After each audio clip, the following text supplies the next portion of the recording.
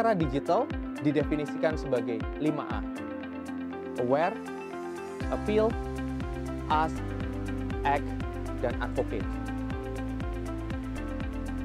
Nah, tapi waktu mereka perbaiki lagi menjadi versi yang Yes Gojek versi kamu, itu sampai view-nya sampai 20 jutaan. Jadi benar-benar tergantung dari konten yang kita keluarkan, apakah itu cocok dengan customer kita, dengan target segmen kita, nanti ini akan berjalan terus. Nah, setelah kita kasih bobot prioritasnya, kita timbang di kolom sebelah kanan adalah account-account kita. Kolom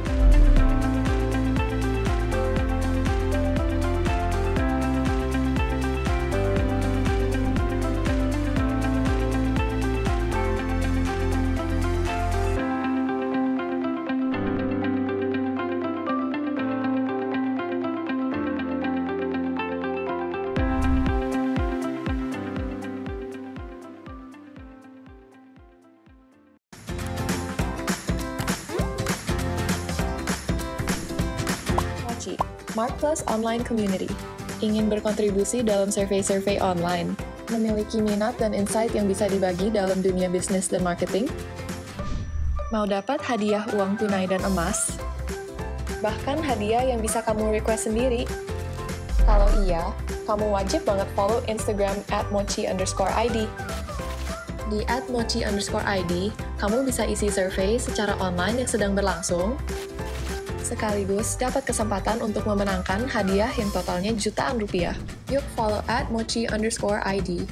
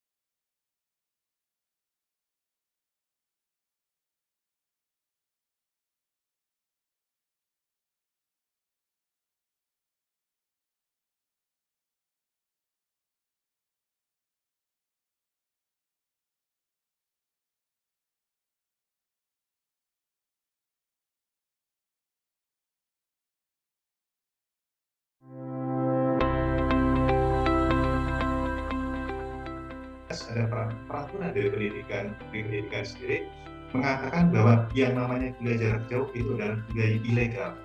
Jadi misalnya dari luar ada yang mau seminar kapasitas 100 orang, mereka yang mengatur eventnya, mengatur package untuk makan, untuk minum, bahkan entertainment-nya secara eksternal. Terus habis itu kita juga udah mulai rigid gitu ya, rigid kita melakukan open innovation gitu. Jadi kita juga udah mulai terbiasa untuk berinovasi.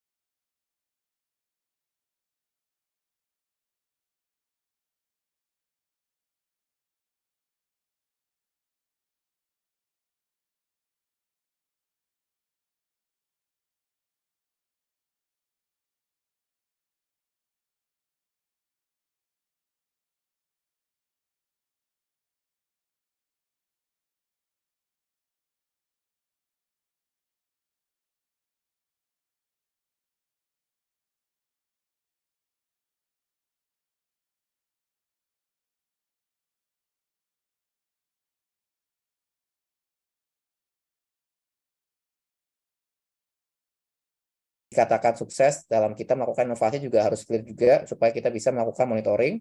Dan juga ada leadership yang bagus, di mana leadership ini merupakan fundamental dari inovasi. Ketika leadernya tidak visioner dan tidak open mind, biasanya inovasinya pun akan bermain di zona nyaman, teman-teman sekalian. Ya, contoh Apple sekarang inovasinya ngekat, tidak ada kabel headphone jack, mungkin depannya nggak ada port sama sekali di handphonenya, dan banyak orang yang akan membuli. Tapi itu yang dikatakan inovasi, ya.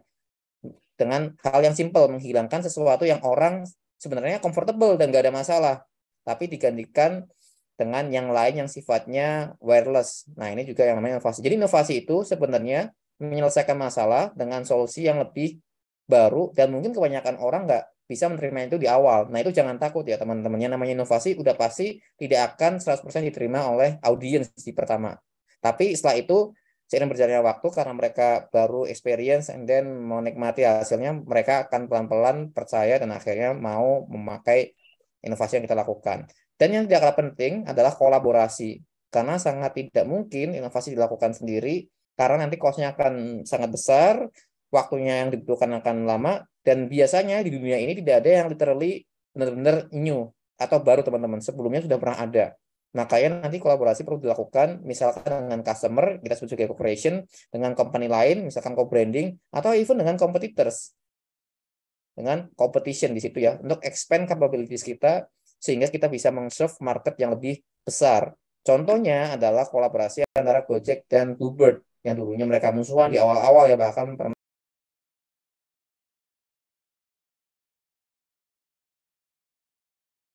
misalkan seperti itu, dan lain sebagainya. Jadi sebenarnya yang namanya kompetisi itu tidak selamanya bisa menjadi kompetitor. Bahkan kalau misalkan ternyata marketnya yang di-serve sama, mereka bisa melakukan kolaborasi. Oke, next.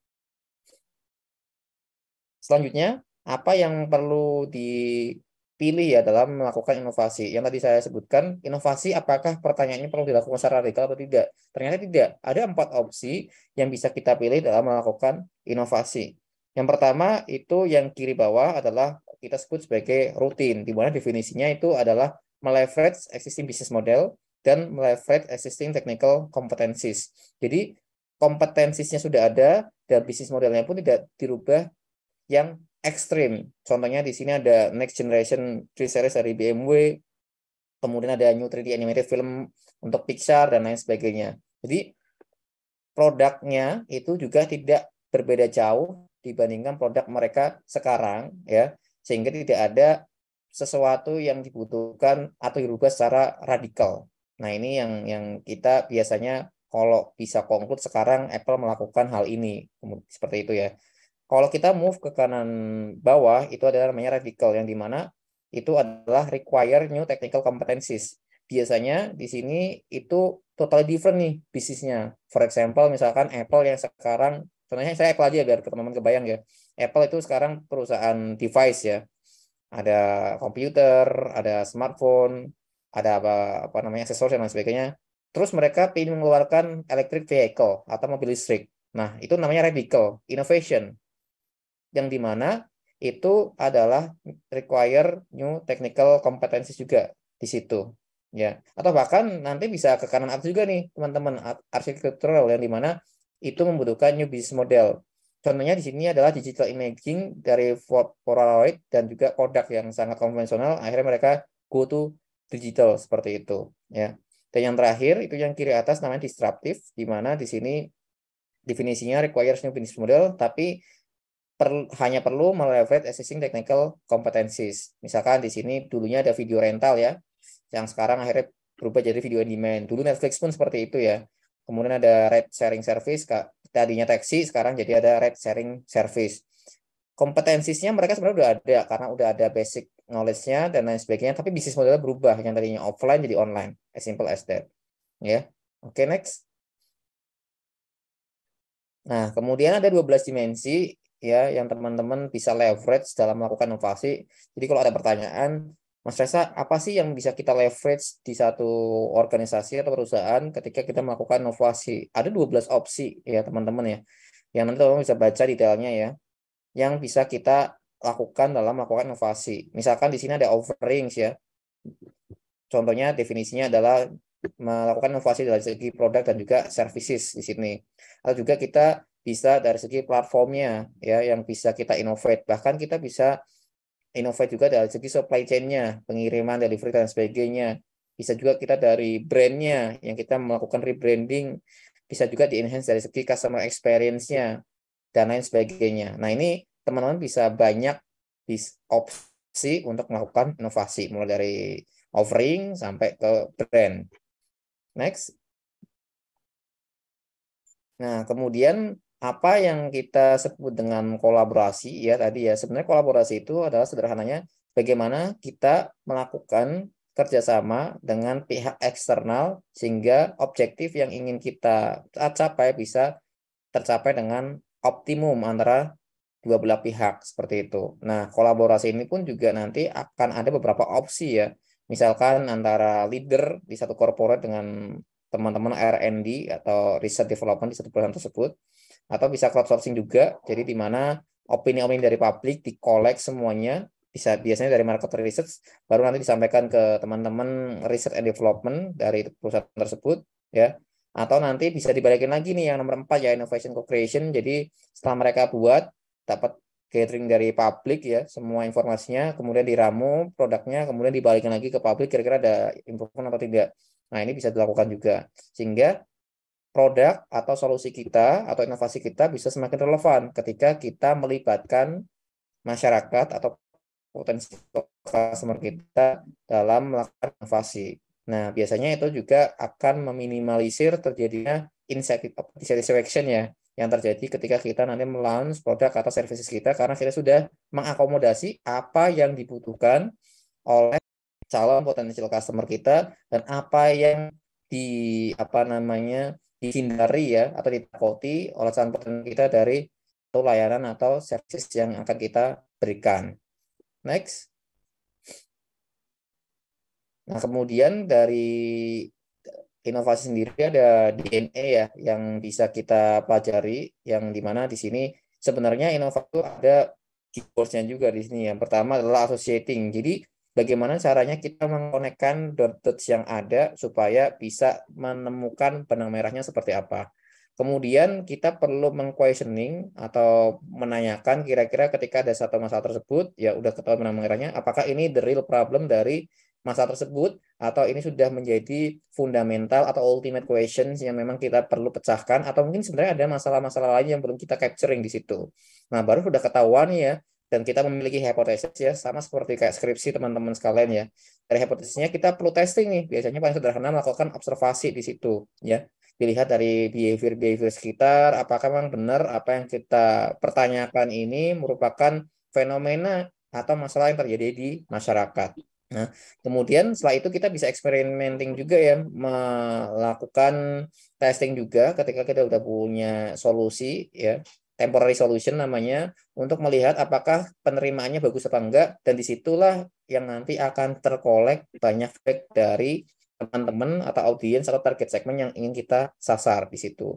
Dan yang terakhir, networking ya, setelah semua ide terkumpul, baru kita bisa melakukan yang kolaborasi tadi, dan menyampaikan ide-nya seperti apa, dan kita bisa capturing juga ide-ide atau perspektif lain dari partner, dari kolaborator yang lain, sehingga solusi yang kita keluarkan nantinya finalize bisa paling optimum nanti dirasakan oleh target audiens atau customer kita. Next. Nah, ini ada beberapa pertanyaan yang teman-teman bisa catat ya, untuk melihat bagaimana inovasi yang teman-teman lakukan, apakah sudah pernah dilakukan atau belum ya, dan nanti teman-teman juga bisa melihat seberapa tinggi thinking of innovation yang teman-teman miliki. Oke, next. Mungkin itu dari saya. Terima kasih. Silakan nanti kalau ada pertanyaan. Kembalikan ke Kartika. Terima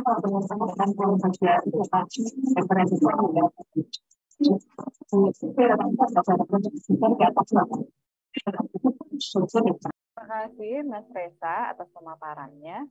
Oke, Sobat MI, memiliki tujuan melaksanakan pengembangan kemampuan intelektual, keterampilan di bidangnya, keseimbangan emosi, dan penghayatan spiritual melalui proses belajar mengajar yang berkualitas menghasilkan lulusan yang kompeten, berkarakter, berdaya saing, berjiwa kewirausahaan, dan berwawasan lingkungan, melaksanakan penelitian dan kerjasama yang berkelanjutan dengan institusi, dan menyebarluaskan hasil-hasilnya. Bagaimana strategi Bapak Joni Kuster, STMT, Direktur Politeknik Negeri Bengkalis? Sesaat lagi, Pak Joni akan berbincang bersama Mas Reza untuk mengulas lebih dalam. Setelah yang satu ini, tetap di Mark Plus Goes to Campus.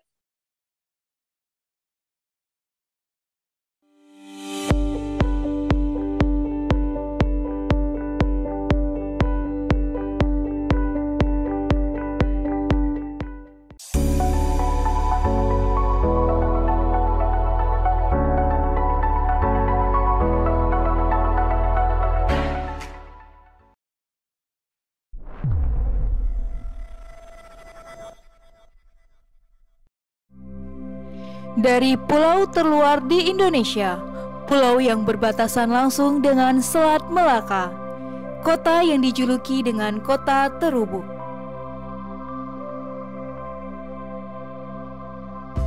Selamat datang di Politeknik Negeri Bengkalis, lahir pada tahun 2000 yang didirikan oleh pemerintah Kabupaten Bengkalis sebagai Politeknik Perkapalan Bengkalis dengan 3 program studi. Seiring dengan perkembangan dan laju zaman yang kian melesat, Politeknik Bengkalis berubah menjadi perguruan tinggi negeri vokasi yang ada di Provinsi Riau. Politeknik Negeri Bengkalis memantapkan diri sebagai pusat pengembangan pendidikan dan teknologi. Terus bertumbuh menjadi perguruan tinggi negeri vokasi terkemuka, Politeknik Negeri Bengkalis kini mengelola 8 jurusan yang terdiri dari 10 program studi Diploma 4, 8 program studi Diploma 3, serta 3 program studi Diploma 2 Fast Track. Jurusan Teknik Perkapalan,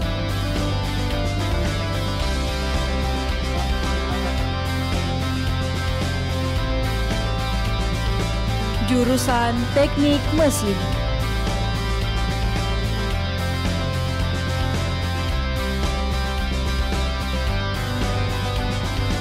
jurusan Teknik Elektro,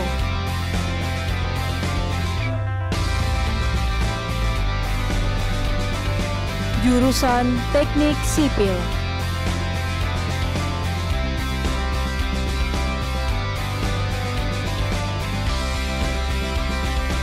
jurusan Administrasi Niaga,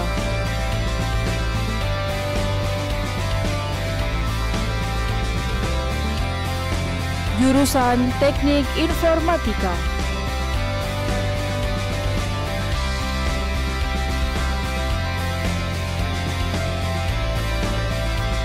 jurusan Bahasa,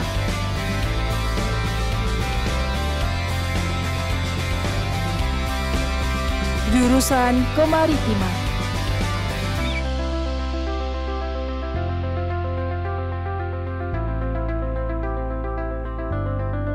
Politeknik Negeri Bengkalis senantiasa meningkatkan kualitas penyelenggaraan pendidikan, memupuk tradisi ilmiah dalam penelitian, menggelora semangat pengabdian kepada masyarakat, berjejaring berkolaborasi dengan dunia industri, serta mewujudkan pelayanan yang prima, transparan, dan akuntabel.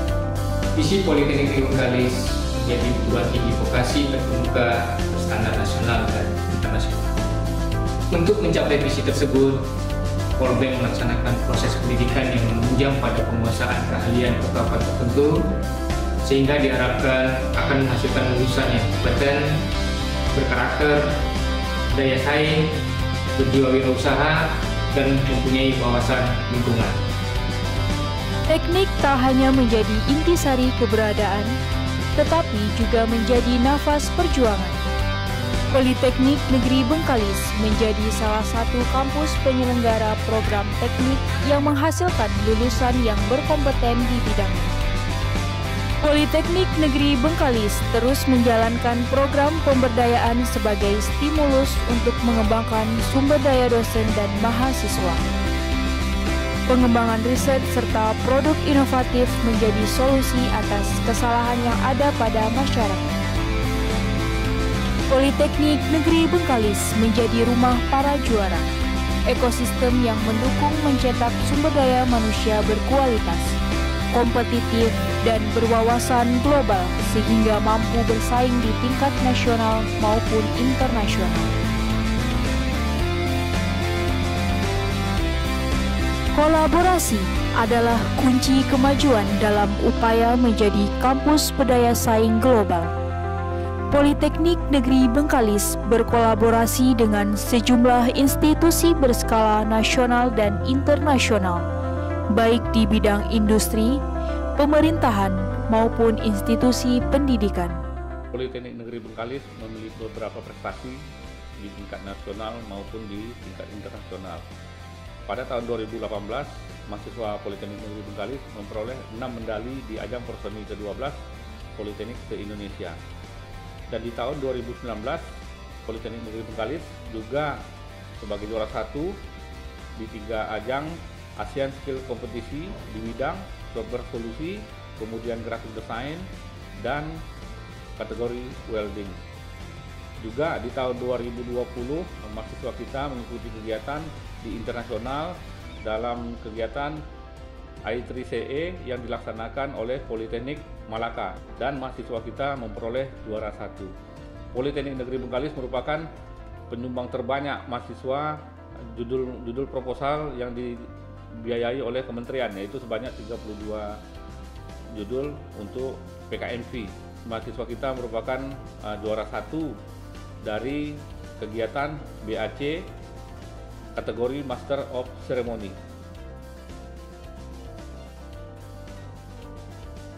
Assalamualaikum warahmatullahi wabarakatuh. Saya Muhammad Iqbal. Saya lulusan dari Politeknik Negeri Bengkalis dari jurusan Teknik Mesin tahun 2006. Alhamdulillah, selesai dari Politeknik Negeri Bengkalis, saya bekerja di PT Chevron Pacific Indonesia. Bagi adik-adik dan teman-teman, jangan ragu untuk pilih Politeknik Negeri Bengkalis. Punya cita-cita menjadi sumber daya yang siap kerja di bidang tertentu? Mari bergabung dengan Politeknik Negeri Bengkalis, Competence for Competition.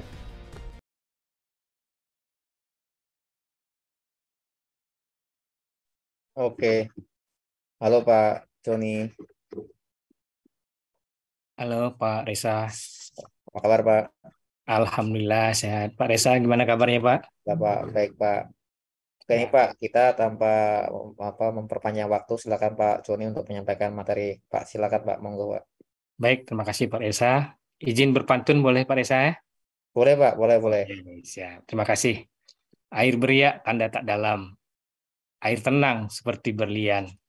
Izinkan kami mengucapkan salam untuk para hadirin sekalian. Assalamualaikum warahmatullahi wabarakatuh. Selamat pagi, salam sejahtera, salam sehat untuk kita semua. Terima kasih Pak Reza Dwi Prabowo. Terima kasih Ibu Kartika. Terima kasih Sobat MI semua. Terkhusus terima kasih untuk rekan sejawat kami, Pak Alvan Pedrianto dari STT Indonesia Tanjung Pinang. Ini karena rekan kami dari Tanjung Pinang, jadi kami harus menyiapkan pantun nih. Biasa budaya di Melayu. Ke Bengkalis naik sepeda motor, singgah sebentar di Sungai Selari. Terima kasih Bapak Moderator, mohon izin kami menyampaikan materi. Izin share, Bapak bisa? Share screen?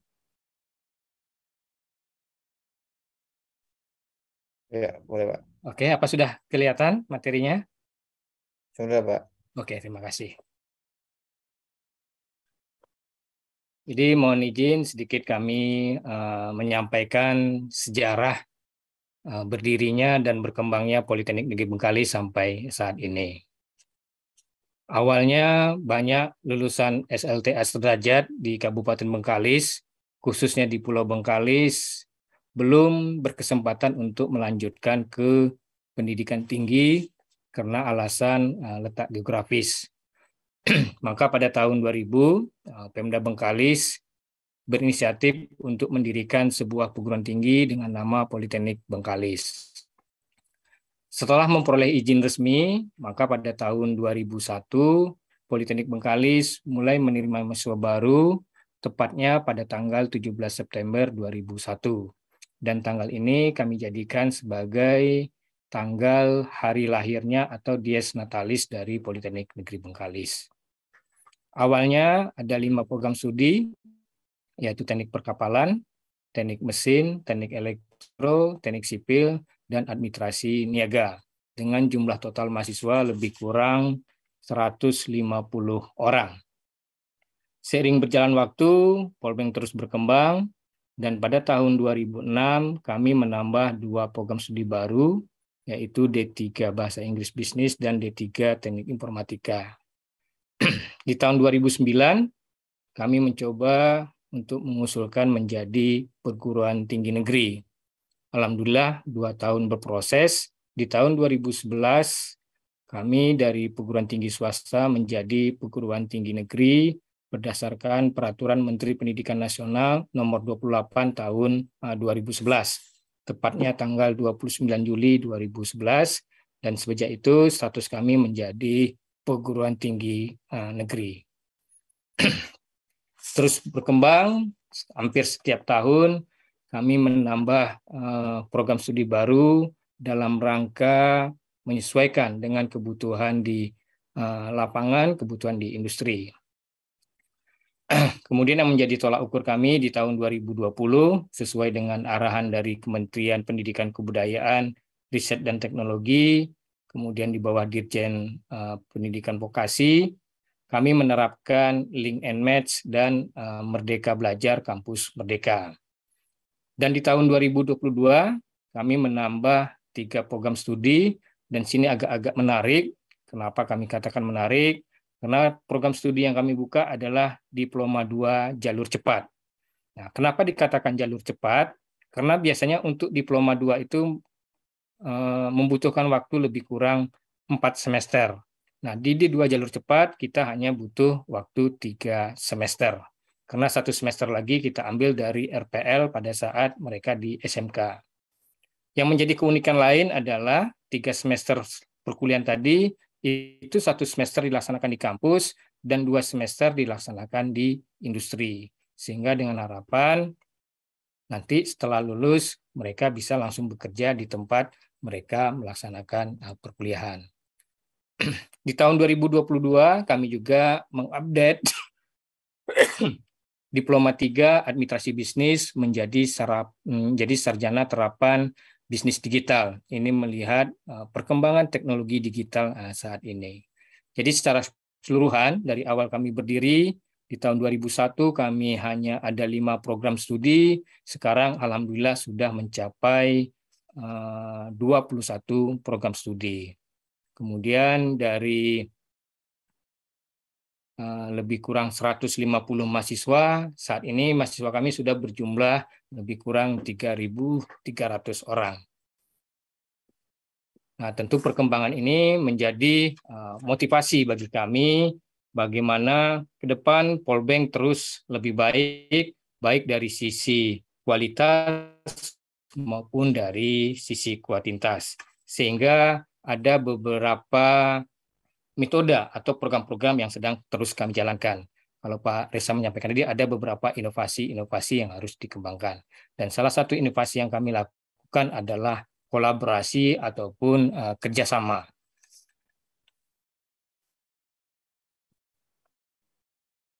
Perubahan yang relatif cepat di dalam bidang ekonomi, kemudian teknologi informasi, dunia kerja, masyarakat maupun budaya di abad ke-21 ini menuntut dimilikinya kompetensi esensial bagi tenaga kerja yang relevan di berbagai tingkat dan kondisi pekerjaan.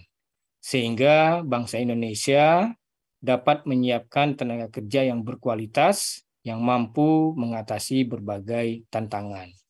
Dalam hal ini, pendidikan vokasi menempati posisi penting dalam strategi pengembangan sumber daya manusia atau SDM yang lebih produktif dan lebih kompetitif.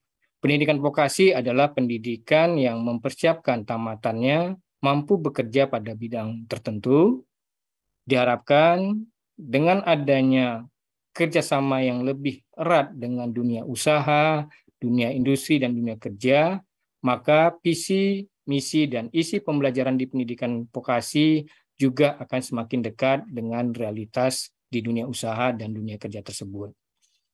Dalam hal ini, kontribusi dunia usaha terhadap pendidikan tinggi vokasi sangat penting artinya. Untuk itu, jika pendidikan tinggi vokasi ingin meningkatkan kualitas dan relevansinya,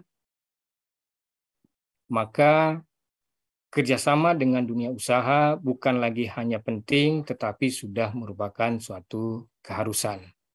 Nah, tadi Pak Reza sudah menyampaikan salah satu bentuk dari inovasi adalah kolaborasi. Dan memang kami di Politeknik Negeri Bengkalis saat ini sangat konsen dan sangat menekankan di bidang kerjasama dan kolaborasi ini. Latar belakang mengapa pentingnya kerjasama ini, yang pertama adalah kemitraan sebagai penciri atau ciri khas, kemudian kekokohan dan kekuatan dari pendidikan vokasi. Yang kedua, kami melihat adanya kesenjangan kualitas dan kompetensi antara penyedia dan pengguna sumber daya manusia di tingkat wilayah. Yang ketiga, perlunya jalinan kerjasama yang harmonis dan berkelanjutan antara penyelenggara pendidikan vokasi dengan dunia usaha dan dunia industri. Yang keempat, perlunya sinergi antara penyelenggara pendidikan vokasi, pemerintah daerah, dunia usaha, dunia industri, komunitas, dan media massa. Dan ini biasanya kita sering sebut dengan pentahelix. Kekuatan pengembangan pendidikan vokasi perlu didukung oleh semua unsur yang kami sebutkan tadi dalam pentahelix. Kemudian pengembangan pendidikan vokasi tak bisa dilakukan satu unsur saja. Komitmen dan sinergi antar unsur satu dengan unsur lainnya menjadi kunci utama dalam pengembangan pendidikan vokasi. Maka konsep pentahelix atau multi pihak perlu bersatu padu, berkoordinasi, serta berkomitmen untuk mengembangkan pendidikan vokasi dalam rangka menghasilkan sumber daya manusia yang unggul, kompeten, berkarakter, berdaya saing, berjiwa wirausaha, dan berwawasan lingkungan. Di slide kita tampak ada gambar dan sama-sama kita ketahui bahwasannya lulusan itu membutuhkan pekerjaan yang layak. Sementara di pihak lain, industri membutuhkan sumber daya yang berkualitas. Namun secara realita, sama-sama kita saksikan saat ini, justru lulusan sulit untuk mendapatkan pekerjaan yang layak, dan di pihak lain, industri atau perusahaan susah untuk mendapatkan sumber daya yang kompeten. Tentu ini menjadi tanda tanya yang besar dan menjadi pertanyaan bagi kita semua. Kira-kira apa yang terjadi? Nah, kami di Politeknik Bengkalis dan di Dirjen Vokasi saat ini menerapkan 8+I link and match. Apa 8+I itu? 8 ini adalah yang pertama penyusunan kurikulum bersama, kemudian yang kedua praktisi industri mengajar di perguruan tinggi atau di kampus. Jadi sekarang dosen bukan hanya dosen dari kampus saja, tetapi juga ada dosen dari pihak industri. Yang ketiga, pelaksanaan magang atau praktek kerja oleh peserta didik oleh mahasiswa di industri. Yang keempat, implementasi dari project based learning di industri. Kemudian yang kelima, pemberian sertifikasi kompetensi dari industri untuk mahasiswa atau peserta didik. Selanjutnya, pelaksanaan riset terapan secara kolaborasi. Yang ketujuh, pembukaan kelas industri. Dan yang terakhir, 8, dosen berkesempatan untuk melakukan magang di industri. Itulah 8 kegiatan yang harus kita lakukan saat ini untuk menjawab pertanyaan tadi. Kemudian I-nya apa? I ini adalah bonus. Kalau bisa terwujud, alhamdulillah. Pertama, mungkin ada beasiswa dari pihak industri untuk mahasiswa, kemudian ada bantuan peralatan dan lain sebagainya. Kemudian juga ada nanti rekrutmen dari industri terhadap lulusan. Mungkin kalau kita menganalogikan industri, mohon maaf, industri butuhnya mie goreng. Namun saat ini kampus menghasilkan mie rebus. Tentu mie rebus yang dihasilkan oleh kampus tadi belum bisa diterima oleh industri sepenuhnya. Perlu proses waktu lagi, perlu training lagi, sehingga mie goreng tadi bisa dirubah menjadi mie rebus. Mie rebus bisa menjadi mie goreng. Walaupun mie rebus yang dihasilkan oleh kampus tadi adalah mie rebus spesial. Namun kebutuhan industri bukan seperti itu.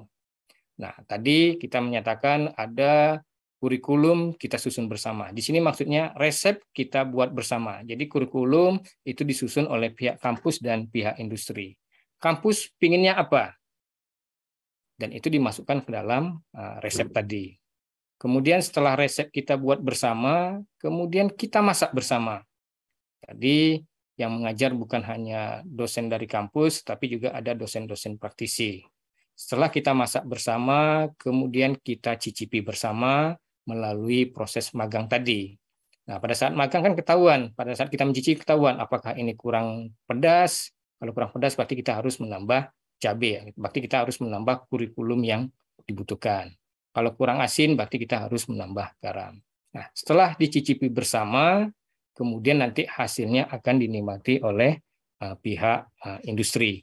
Nah, disinilah perlunya kami menyampaikan perlunya kerjasama yang baik antara pihak kampus dengan pihak industri, di mana dasar kerjasamanya adalah saling menguntungkan, kemudian saling memperkuat, dan saling memerlukan. Sobat MI yang berbahagia, baru-baru ini sudah diluncurkan Perpres nomor 68 tahun 2022 tentang revitalisasi pendidikan vokasi dan pelatihan vokasi oleh Bapak Presiden Jokowi. Kami sangat yakin dengan Perpres ini transformasi dunia pendidikan vokasi akan semakin terakselerasi. Relevansi pendidikan vokasi dan pelatihan vokasi merupakan upaya kita bersama secara menyeluruh, berkesinambungan, terintegrasi, dan terorganisasi. Tujuan dari revitalisasi pendidikan vokasi adalah untuk mewujudkan SDM vokasi yang kompeten, yang dibutuhkan oleh dunia kerja, yang dibutuhkan oleh pasar kerja, serta mampu untuk berwirausaha. Yang kita lakukan dengan revitalisasi ini adalah mentransformasi paradigma pendidikan vokasi dari yang sebelumnya bersifat supply oriented menjadi demand oriented, sehingga lulusan pendidikan vokasi benar-benar mampu menjawab kebutuhan dunia kerja dan kebutuhan di masyarakat. Sobat MI semua dan Bapak Ibu yang berbahagia, saat ini kami sedang menerapkan namanya Project Based Learning, di mana metode PBL ini diperkasai oleh hasil implikasi dari Surat Edaran Menteri Pendidikan Kebudayaan nomor 4 tahun 2020. Project Based Learning memiliki tujuan utama untuk memberikan pelatihan kepada mahasiswa untuk lebih bisa berkolaborasi, bisa bergotong royong, dan empati dengan sesama. Metode PBL ini sangat efektif diterapkan untuk para mahasiswa dengan membentuk kelompok belajar kecil dalam mengerjakan proyek, mengerjakan eksperimen, ataupun mengerjakan inovasi-inovasi lainnya. Kemudian lahir juga Peraturan Dirjen Pendidikan Vokasi nomor 27 tahun 2022 tentang panduan penerapan pembelajaran berbasis proyek. Pembelajaran PBL ini mengangkat masalah real yang terjadi di masyarakat, karena tujuan dari PBL adalah mengkoneksikan pengetahuan yang diperoleh oleh mahasiswa di kelas atau di kampus untuk diaplikasikan di dunia nyata dengan membuat solusi atas permasalahan-permasalahan yang ada. PBL harus mampu memberikan value atau memberikan nilai dan manfaat kepada masyarakat sekitar, kemudian kepada dunia industri, di mana hal ini adalah esensi utama dari tujuan pendidikan. Kegiatan belajar yang dialami oleh mahasiswa akan sangat bermakna dalam kehidupannya, di mana mereka akan selalu mengingat poin-poin penting dalam pembelajaran yang mereka lakukan. Selain itu, pembelajaran dengan metode saintifik seperti ini akan memberikan pengaruh yang positif kepada mahasiswa. Kira-kira apa saja kelebihan kita melaksanakan PBL? Yang pertama, model ini bersifat terpadu dengan kurikulum sehingga tidak memerlukan tambahan apapun dalam pelaksanaannya. Yang kedua, mahasiswa terlibat dalam kegiatan dunia nyata dan mempraktekkan strategi otentik secara disiplin. Yang ketiga, mahasiswa bekerja secara kolaboratif untuk memecahkan masalah yang penting baginya. Dan yang terakhir, teknologi terintegrasi sebagai alat untuk penemuan, kolaborasi, dan komunikasi dalam mencapai tujuan pembelajaran penting dalam cara-cara terbaru. Ini adalah beberapa PBL yang sudah kami terapkan. Memang belum seluruh program studi menerapkan, kami sudah memulai dari beberapa program studi. Misalnya mahasiswa di teknik perkapalan, mereka langsung membuat speedboat atau kapal-kapal yang dibutuhkan oleh para nelayan. Kemudian kami juga memberikan bantuan pelatihan-pelatihan kepada masyarakat sekitarnya, kepada BUMDes, sehingga ilmu yang diperoleh bisa diaplikasikan langsung. Alhamdulillah, program ini sudah berjalan selama lebih kurang 2 tahun terakhir dan manfaatnya sangat kami rasakan sekali. Selain kita menciptakan lulusan yang siap kerja, kami juga sekarang berupaya bagaimana lulusan kita nanti mampu untuk berwirausaha. Alhamdulillah di kami sudah terbentuk Polbankpreneurs yang memang tujuannya adalah mendidik mahasiswa kita menjadi calon wirausaha yang unggul. Nah, untuk hasil dari kegiatan wirausaha mahasiswa Polbank, Bapak Ibu semua, sobat-sobat MI bisa melihat di YouTube kami, di channel YouTube kami, beberapa kegiatan wirausaha yang sudah mahasiswa lakukan. Kemudian kami juga terus berkolaborasi dengan berbagai pihak untuk meningkatkan program-program Polbank menjadi kampus wirausaha. Selain itu, kami juga alhamdulillah dipercaya oleh industri, dalam hal ini Pertamina Hulu Rokan, untuk mendampingi UMKM yang ada di sekitar operasional kerja dari perusahaan. Dan ini terus berlanjut dan hasilnya pun juga sangat-sangat menguntungkan. Kemudian MBKM lain yang kami lakukan adalah Polbank membangun desa. Jadi kami melihat sekitar Pulau Bengkalis banyak potensi desa yang belum digali secara optimal. Sehingga kami berinovasi bagaimana kalau kita dalam kegiatan MBKM membuat Polbank membangun desa. Jadi satu desa kita tempatkan 2 orang dosen dan 2 orang dosen akan mengajak 20-30 orang mahasiswa dalam rangka berkolaborasi dengan desa-desa untuk menggali potensi-potensi yang ada. Dan alhamdulillah saat ini sangat banyak sekali permintaan-permintaan dari desa bagaimana kami bisa berkolaborasi untuk menggali potensi-potensi tadi. Dan ini juga menguntungkan bagi mahasiswa. Misalnya untuk mahasiswa kami persyaratkan dalam tugas akhir membuat suatu alat.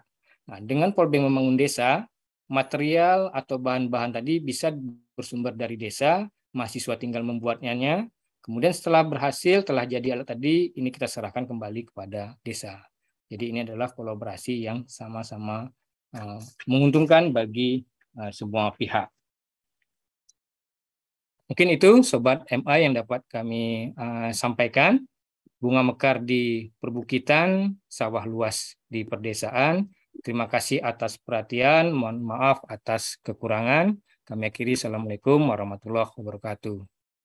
Waalaikumsalam warahmatullahi wabarakatuh. Terima kasih Pak Joni atas materinya, luar biasa ya. Materinya dan juga pantunnya nih ya. Udah 3 pantun Pak ya pada pagi menjelang siang hari ini. Ya, terima kasih Kita Pak. akan berbincang lebih lanjut Pak ya di sesi terakhir. Saya kembalikan ke Kartika, silakan. Baik, terima kasih Pak. Baik, terima kasih Mas Reza dan juga Pak Joni. Sangat insightful sekali pemaparannya. Sobat MI, kita akan segera beranjak ke segmen selanjutnya. Dengan visi menjadikan STT Indonesia Tanjung Pinang sebagai perguruan tinggi berkualitas dan unggul pada tahun 2025 dalam bidang pengembangan Smart City di tingkat Provinsi Kepulauan Riau. Bagaimana strategi Bapak Alvan Fedrianto, SEMM Wakil Ketua 3 STT Indonesia Tanjung Pinang untuk menjadi salah satu yang terbaik? Sesaat lagi, Pak Alvan akan menceritakannya yang akan langsung dipandu oleh Mas Reza. Setelah yang satu ini, tetap di Mark Plus Goes to Campus.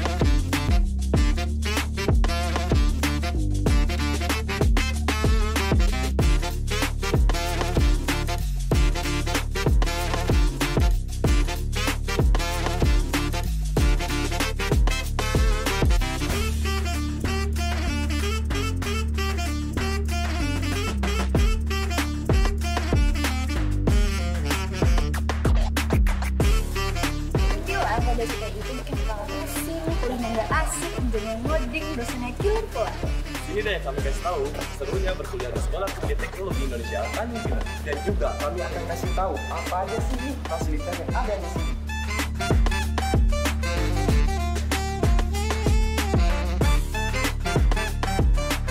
Selamat datang di Perpustakaan Sekolah Tinggi Teknologi Indonesia Tanjung Pinang. Di sini tempatnya para mahasiswa mempelajari perkuliahan mulai dari modul, jurnal perkuliahan, majalah, novel, hingga lainnya.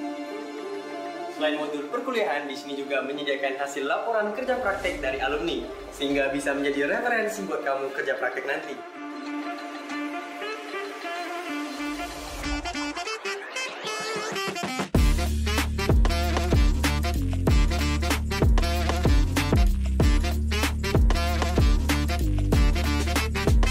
Sekarang kalian berada di ruangan multimedia. Di sini kalian akan difasilitasi sebuah Mac atau komputer untuk mengerjakan sebuah tugas maupun editing.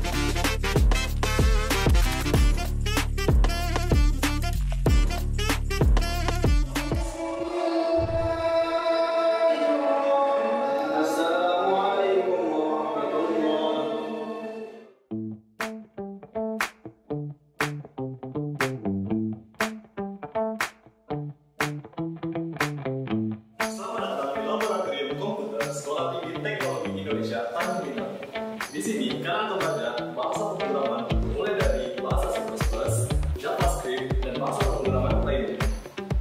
Selain itu, kalian juga akan belajar bagaimana cara membuat sebuah website dan juga aplikasi.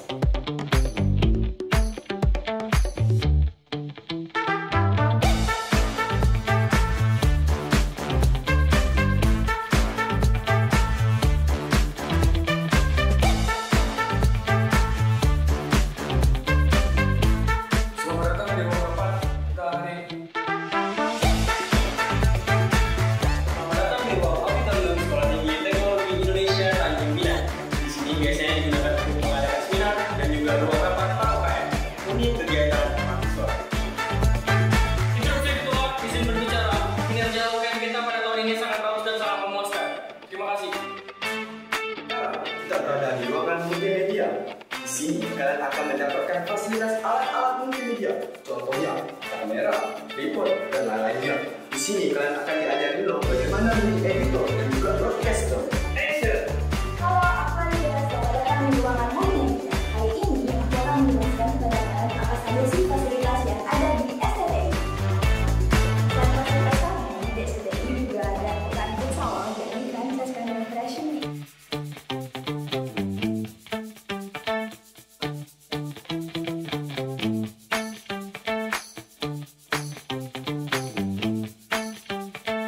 Nah, kalian udah lihat sendiri kan asiknya berkuliah di Sekolah Tinggi Teknologi Indonesia Tanjung Pinang. Dan beberapa fasilitas yang ada di sini.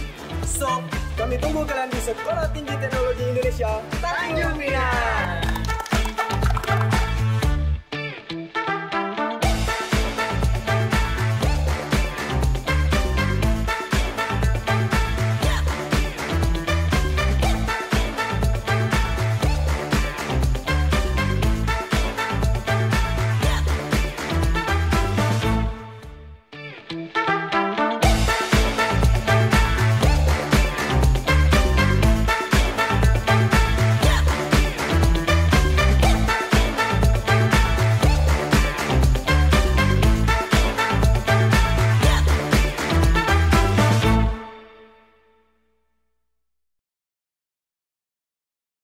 Oke, selamat siang Pak Alvan. Apa kabar Pak? Ya, selamat siang Pak Reza, dan selamat siang rekan-rekan MI, dan juga selamat siang Pak Joni Caster dari Politeknik Negeri Bengkalis nih Pak. Tadi Bapak pantun, saya sedikit pantun juga boleh lah Pak ya? Boleh Pak. Hari Minggu jalan-jalan ke Tanjung Pinang, di sana belanja membeli udang. Hatiku riang rasa senang, hari ini bisa berdendang. Ya, itu sekilas saya sedikit Pak Joni pantunnya. Oke, silakan Pak untuk materinya. Silakan. Mungkin materinya bisa di-share Pak, izin. Oke.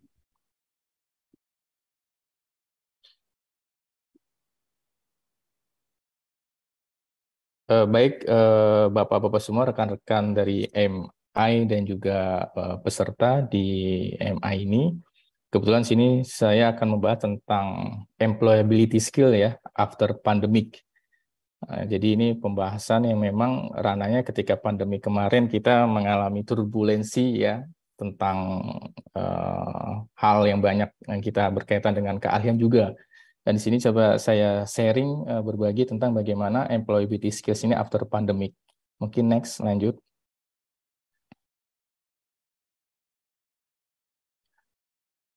Baik Bapak Ibu semua, rekan-rekan, bahwa memang tidak bisa dipungkiri ya, kita masuk di era society 5.0 ya, yang mana memang kita membutuhkan yang konsep ini, gagasan ini memang awalnya itu tahun 2019 di negara Jepang ya, yang menggunakan konsep society 5.0 ini adalah supaya teknologi ini bisa human center ya, dia berkolaborasi ataupun bersahabat dengan manusia, yang mana manusia itu bisa menikmati teknologi dan juga manusia itu bisa membuat ataupun menciptakan sebuah teknologi, yang mana mungkin kemarin kita bicara revolusi industri 4.0 yang sering kita dengarkan adalah teknologi meminimalisir ya kebutuhan SDM, ataupun juga kalau kita sering mendengarkan bahwa banyak pekerjaan-pekerjaan hilang dari akibat teknologi pada saat revolusi industri 4.0. Oleh karena itu memang ini tantangan kita semua di institusi pendidikan, bagaimana menciptakan lulusan-lulusan ataupun output dari luaran kita nanti dia berkualitas ya,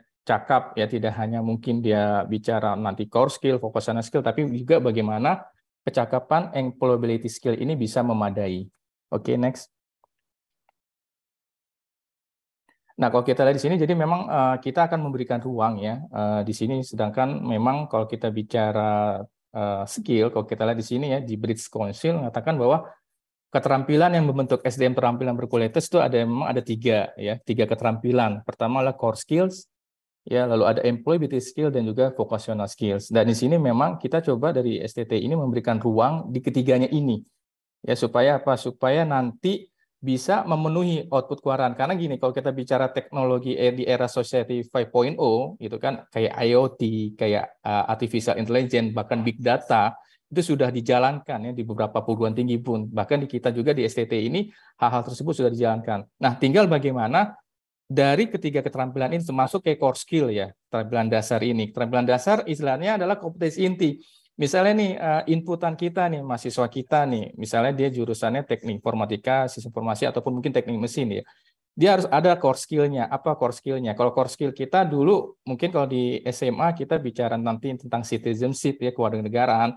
Tapi ketika dia masuk ke ranah perguruan tinggi ya ataupun institusi pendidikan, nah kita coba core skill ini kita coba padukan. Misalnya sebagai contoh mungkin dia belajar tentang literasi digital. Nah ini kompetensi dasar ya. Lalu vocational skill. Nah ini memang vocational skill ini memang arahnya ke kejuruan ya, pendidikan vokasi gitu. Tapi memang di kita pun ya yang istilahnya memang kita lebih arahnya ke sarjana ya. Nah kita coba vocational skill ini juga menjadi tujuan arahan. Misalnya sebagai seorang teknik informatika dia memang mempunyai keterampilan misalnya sebagai seorang programmer. Nah ini kan menjadikan sebagai vocational skill-nya. Nah, tapi nanti terpecah lagi nih. Nanti dia apakah dia akan menjadi seorang front end ya developer, sebagai seorang back end atau bahkan full stack ya. Nah, ini kita coba bagaimana vocational skill ini mumpuni dimiliki oleh lulusan kita ataupun mungkin mahasiswa kita nanti outputnya itu jelas arahnya kemana dia. Nah, di sini akan saya bahas di sini adalah kita ini akan bagaimana coba mengembangkan employability skill ini. Nah, kenapa employability skill ini penting? Jadi memang ranah ini nanti kan STTI kita kan menjadi pencetak teknopreneur terpercaya ya. Kalau kita bicara teknopreneur berarti dia berjiwa entrepreneurship yang berteknologi.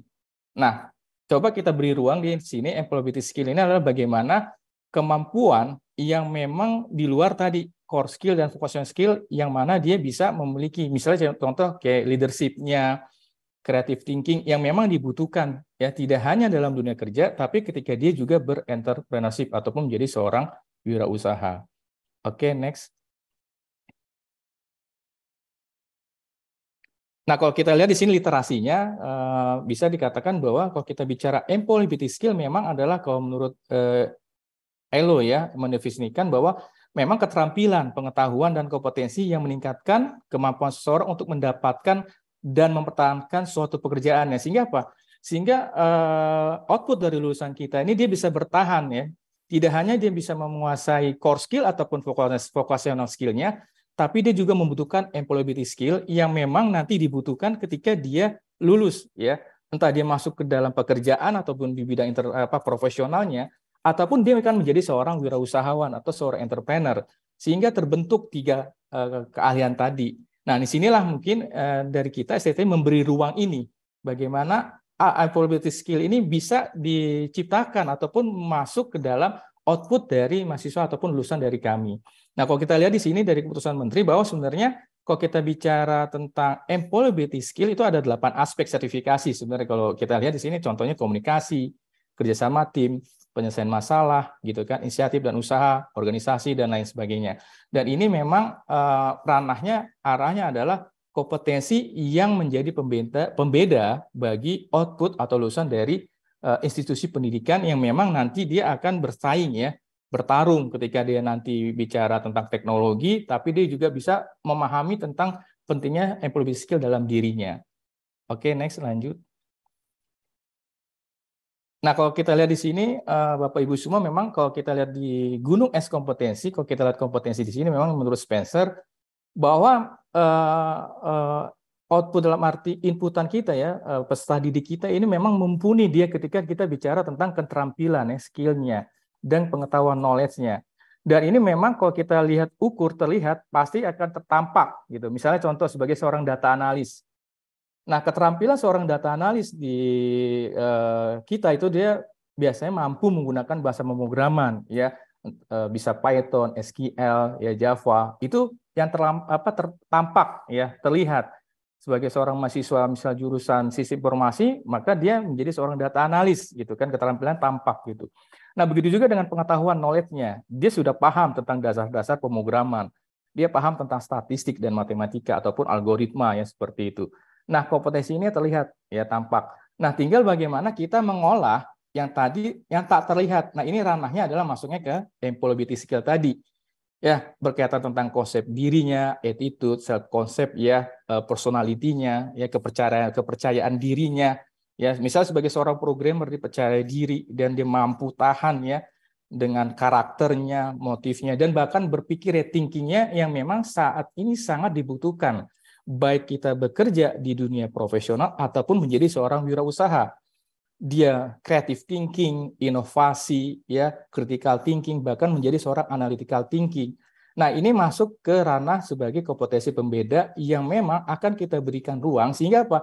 Mahasiswa kita ini bisa menerima ini gitu. Dia tidak hanya tampak terlihat skillnya saja sebagai seorang programmer, seorang data analis, tapi ketika kemampuan employability skill ini mampu ya, sehingga ketika output lulusan ini mereka siap ya bersaing dengan 3 dasar tadi, core skillnya, vocational skillnya, bahkan sampai employability skillnya. Dan ini memang sangat dibutuhkan ketika kita dapat bisa di era society ya 5.0 ini masuk. Ya, contoh mungkin misalnya kita bicara tentang IoT yang semua pemakaiannya serba internet ya, ada smart kampus, bahkan ya, mahasiswa kami membuat sebuah teknologi smart parking gitu kan. Nah, itu adalah keterampilan yang tampak, tapi bagaimana dia juga bisa berkomunikasi dengan baik nih, communication-nya, presentation, public speaking. Dan ini masuk ke ranah employability skill, dan inilah perlu kita beri ruang di sini. Sehingga apa? Kesempatan nanti dia bersaing, taruhlah dia lulusan ini bisa bekerja dalam dunia profesional, maka dia bisa bertahan dengan tadi ya employability skill yang sudah diberikan di kami. Yang sekarang kan mungkin perbedaannya gini ya, Bapak Ibu, ketika kita bicara robot versus manusia, yang membedakan cuma kan ketika robot itu memang dia teknologi gitu, dia bisa mengikuti sebuah sistem yang ada. Tapi yang membedakan kita dengan manusia, human, adalah ya kita bisa berpikir. Ya, kita bisa teamwork, bekerja sama. Nah, inilah yang harus dipertahankan ya. Mempertahankan inilah yang harus kita berikan ruang. Ranah-ranah ini tidak hanya masuk hanya istilah materi yang sifatnya full skill ya tadi ya, tapi juga bagaimana employability skill ini bisa masuk ke ranah seperti ya mungkin SKS yang kita akan berikan ya, pelatihan-pelatihan yang masuk ke dalam semester-semester yang mereka nanti akan bisa ikuti ya dalam ranah employability skill ini. Oke, next lanjut.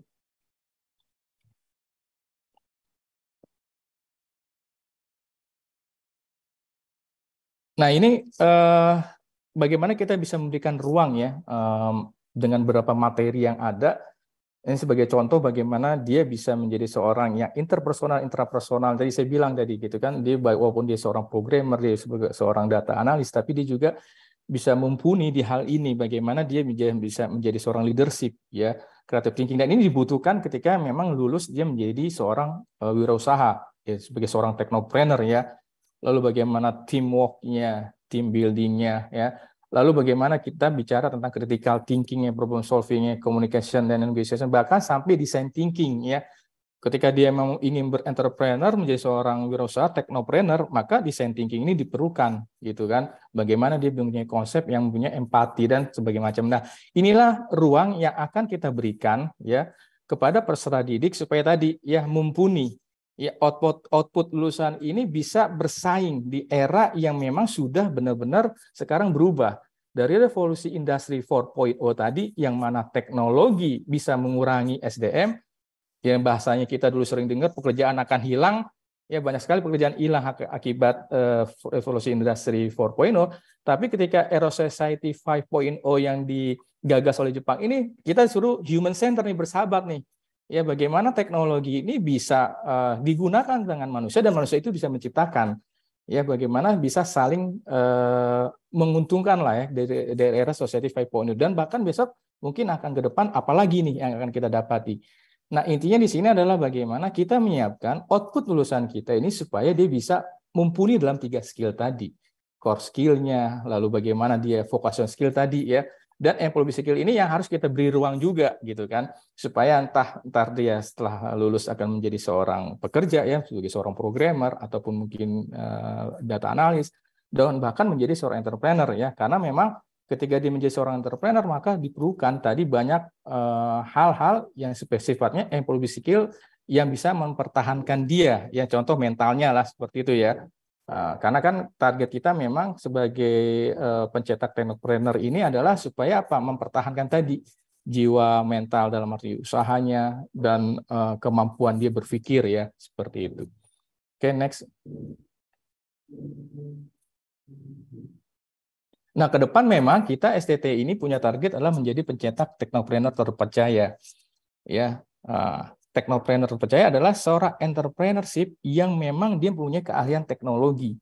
Banyak mungkin sekarang ya Bapak Ibu kita lihat yang sudah apalagi setelah pandemi kemarin itu kan teknologi-teknologi yang istilahnya berbasis platform-platform, dan itu memang anak-anak muda ya membuat itu. Kayak contoh misalnya Gojek, Tokopedia, itu kan salah satu teknopreneur. Nah, kita harapkan output lulusan dari kita ini dia walaupun memang nanti dia bisa bekerja, tapi juga menjadi seorang teknopreneur, yaitu entrepreneurship yang memang punya kemampuan teknologi, berbasis teknologi. Ya, banyak sekali sekarang karena memang di pandemi kemarin kita berhubungan banyak dengan teknologi, makanya ketika masuk era Society 5.0 ini bagaimana teknologi ini menjadi human center. Dan output lulusan-lulusan di beberapa institusi ataupun perguruan tinggi itu memang arahnya bagaimana nanti ke depannya supaya kita bisa bersaing. Nah, di STT ini bagaimana lulusan kami nantinya ke depannya dia menjadi seorang teknopreneur. Ya, kalau teknopreneur kan memang dia entrepreneurship tapi memang punya kemampuan teknologi. Atau itu ntar dia membuat sebuah smart ya, sebuah aplikasi pintarnya ya, contoh mungkin yang tadi Tokopedia, Gojek dan lain sebagainya. Dan ini memang harus diciptakan ya, supaya apa? Supaya bisa bertahan dalam era yang memang terus berkembang. Dan inilah yang mungkin nanti ke depannya akan menjadi peluang dari kami supaya apa? Tadi menyiapkan SDM-SDM yang ada di lingkungan kami supaya dia bisa bertahan di situ. Dengan core skill-nya, lalu dengan vocational skill-nya, dan juga bahkan employability skill-nya. Jadi employability skills yang after pandemic ini sangat penting. Kenapa? Karena memang proses kemarin kita pandemik, banyak sekali memang keahlian-keahlian yang sedikit menurun. Salah satunya tadi ya, berkaitan dengan employability skill. Kalau mungkin kalau bahasa yang secara relevannya itu bicara tentang soft skill-nya seperti itu. Dan itu mungkin gambaran dari kami ya, dari STTI Indonesia Tanjung Pinang adalah bagaimana kita menyiapkan ya, banyak sekali kita ingin memberikan ruang ya, ruang bagaimana selain mahasiswa kami, selain setelah didik kami dia memang ahli di bidangnya, tapi kita coba berikan ruang supaya dia bisa masuk ke dalam ranah employability skill tadi. Supaya tadi tujuannya sebagai seorang teknopreneur pun bisa tercapai, dan ataupun menjadi seorang di profesional dan bekerja pun tercapai, seperti itu. Ya mungkin itu ya paparan dari kami dari STT Indonesia Tanjung Pinang. Terima kasih untuk rekan-rekan semua dari Sobat MI, mudah-mudahan ini bermanfaat dan selamat siang. Terima kasih Pak Reza. Terima kasih Pak Alvan. Saya kembalikan ke Kartika, silakan. Terima kasih Mas Reza, terima kasih Pak Alvan. Selanjutnya kita akan beranjak ke sesi tanya jawab yang sudah ada beberapa pertanyaan di sini. Mungkin saya akan memberikan satu pertanyaan saja pada pagi hari ini untuk kepada dua narasumber kita, kepada Pak Alvan dan juga kepada Pak Joni. Pertanyaannya adalah dari Bapak Dr. Abdul Haris SAG MSI. Seringkali inovasi tidak bisa diterima dengan cepat. Ada nggak batasan waktunya berapa lama kita terus bertahan dengan inovasi tersebut sampai kita stop, tidak dilanjutkan? Silahkan kami persilakan kepada Pak Joni untuk menjawab terlebih dahulu. Baik, terima kasih Ibu Kartika dan Pak Dokter atas pertanyaannya. Ini kami sepakat bahwasanya inovasi itu tidak mudah untuk dilakukan. Jadi untuk merubah habit atau kebiasaan seseorang itu perlu waktu dan perlu suatu proses.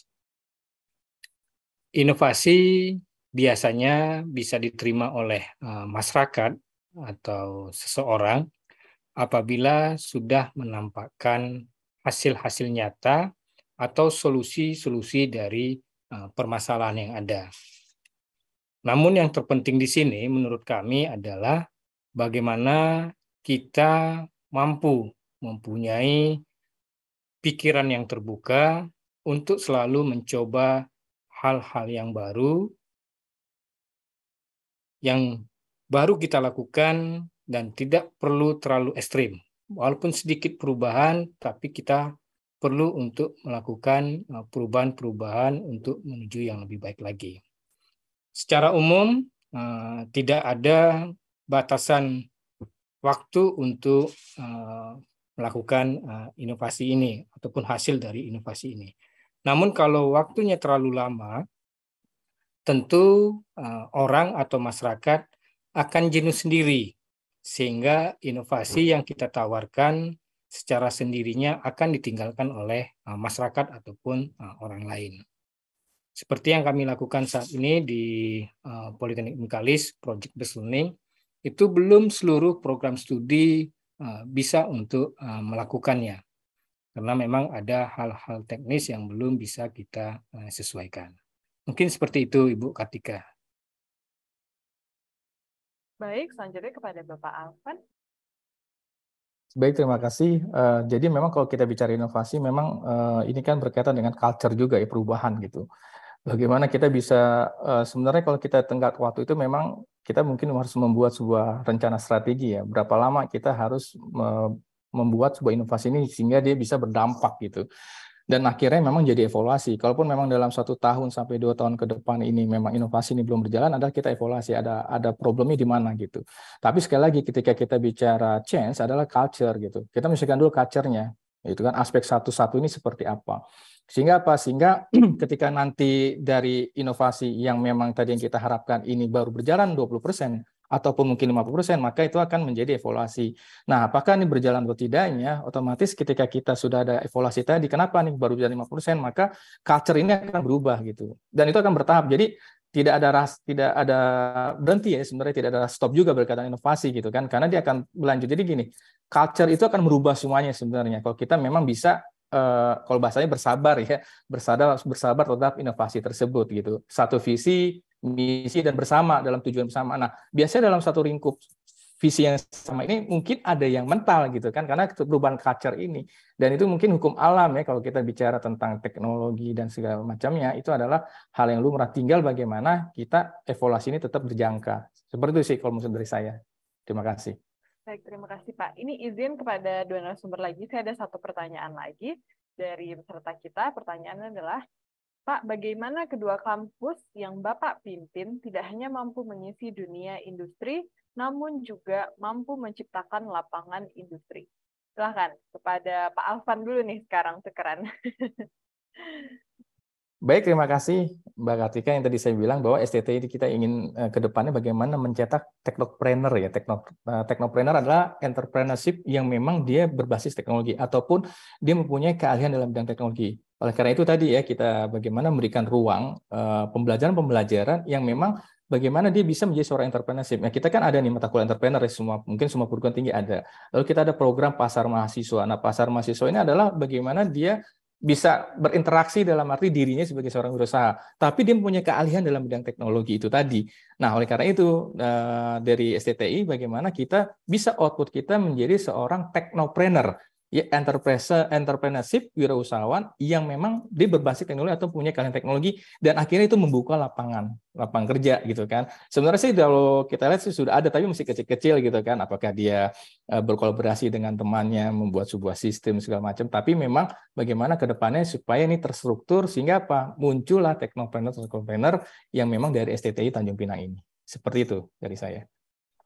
Baik, silakan selanjutnya Pak Joni. Baik, makasih Bu Kartika.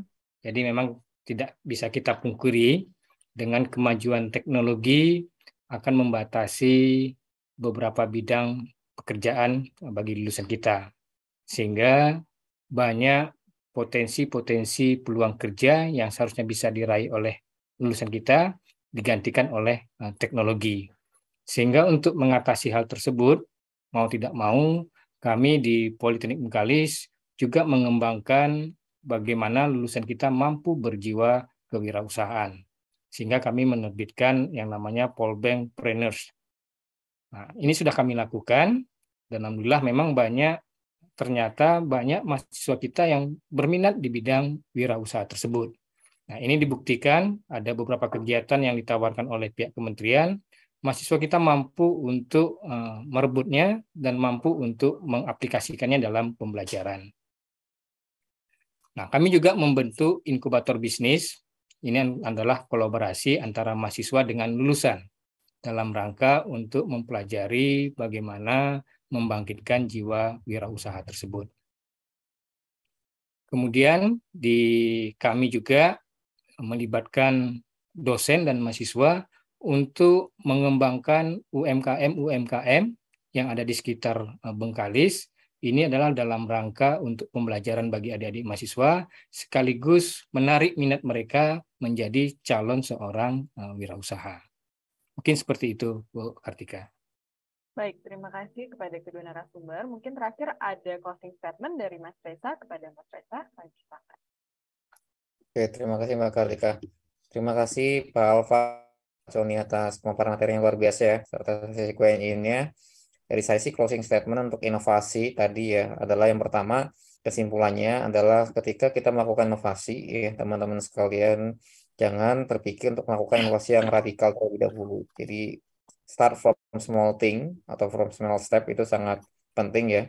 Terus yang kedua, jangan lupa untuk kita selalu menanyakan apakah inovasi yang kita lakukan ini menjawab masalah yang sekarang dialami oleh kebanyakan orang atau tidak, karena nanti itu akan berdampak ke efek dari inovasi itu sendiri.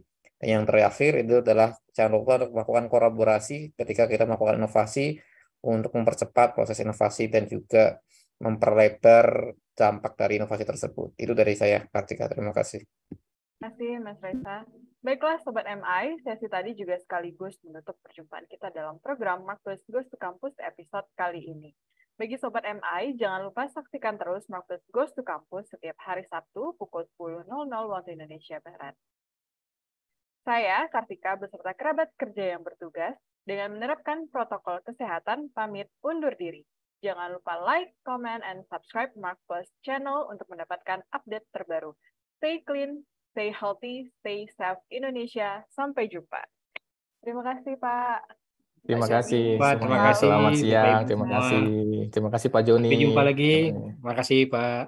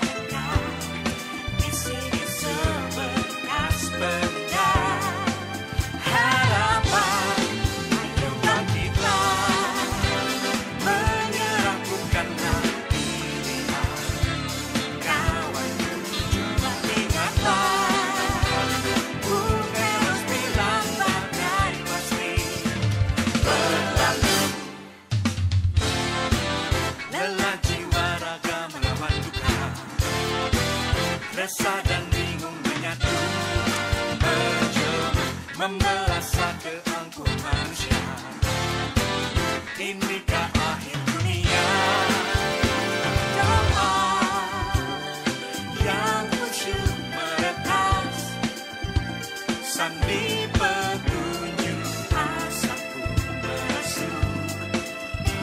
Siap adalah penyintas cobaan ribuan tahun.